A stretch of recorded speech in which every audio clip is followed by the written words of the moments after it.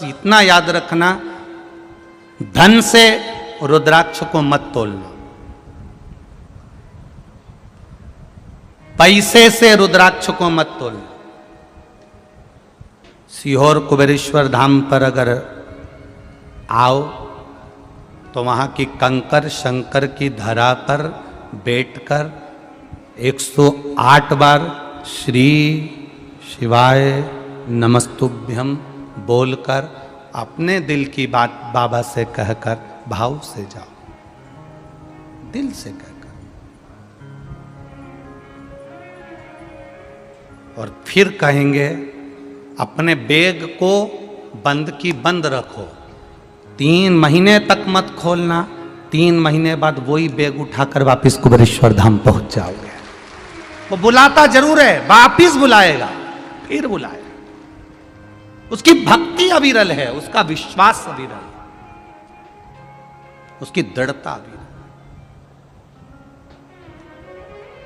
एक बार अगर हम समझ लें कि हमने गलती क्या करी है कि भगवान नहीं मिल रहे, हमने गलती क्या करी कि परमात्मा नहीं मिल रहे, क्या गलती करी? कोई दवा लेकर सुबह से निकलता है और कोई दुआ लेकर सुबह से निकलता है।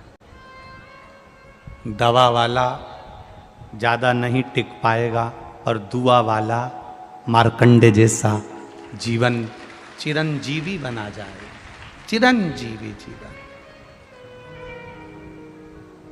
मार्कंडे जैसा भजन करता करता चले जाएगा।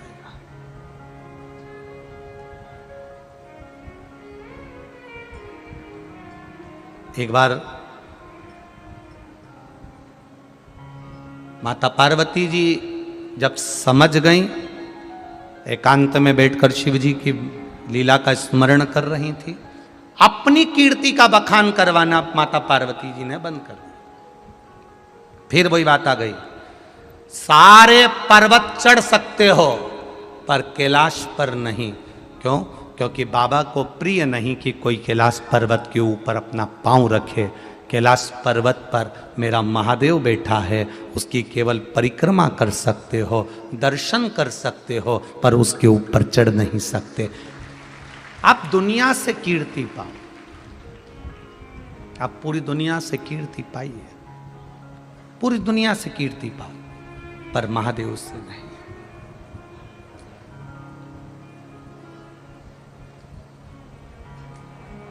महादेव से नहीं।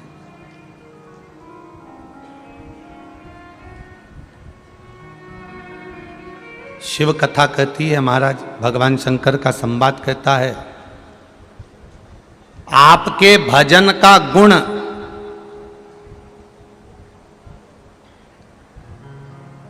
किसी किसी के मां को, पिता को शुगर की बीमारी होती है तो बेटी और बच्चों में भी शुगर की बीमारी बोलो बोलो जम के आ जाती है। सुना कि नहीं सुना? तुम लोगों ने सुना है ना? माता पिता को शुगर की बीमारी है, माता पिता को बीपी की बीमारी है, माता पिता को दमे की बीमारी है, सांस की बीमारी है, तो वो बीमारी धीरे धीरे धीरे धीरे उसके बच्चों में, उसके बेटों में, उसकी बेटी में, बचपन में नहीं आएगी तो जवानी में, जवानी में नहीं आएगी तो अधेड़ी में, अधेड़ी में नहीं आएगी तो बुढ़ापे में। पर वो बीमारी जो माता पिता के अंदर एक बीमारी का जो गुण है, जो समाया हुआ है, वो उसके बच्चों में ब्लड के माध्यम से आ ही जाता है।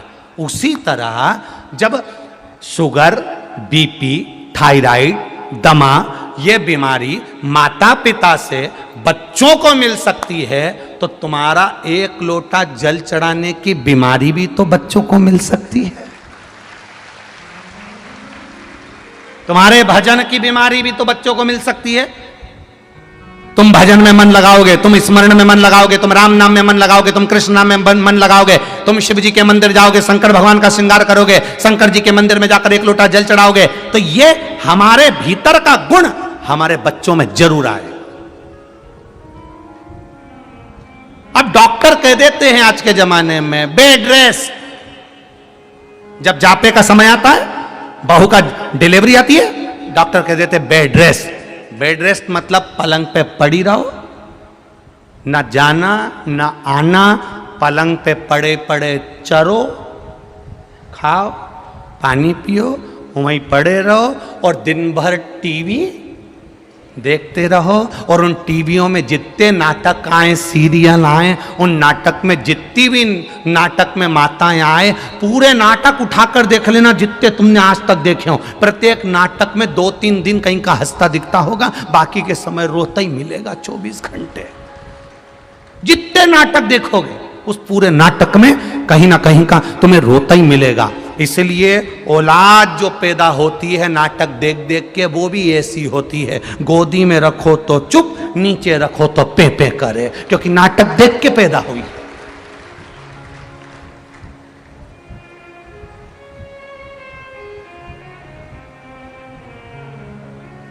इसलिए कई माताएं पूछती हैं, गर्भवती नारी को भगवान शंकर का भजन करना चाहिए क्या?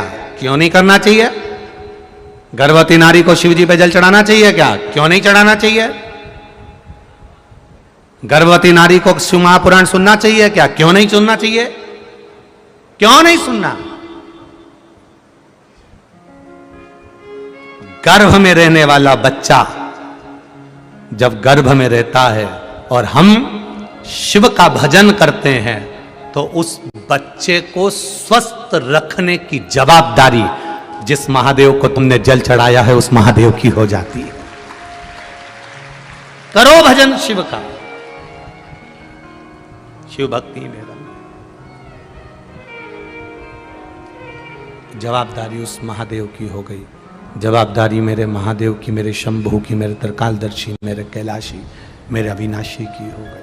श्री शिवाय नमस्तुभ्यम। दोस्तों, अगर आपको हमारी वीडियो पसंद आई हो तो वीडियो को लाइक करें, शेयर करें, कमेंट्स करें और चैनल को सब्सक्राइब करें।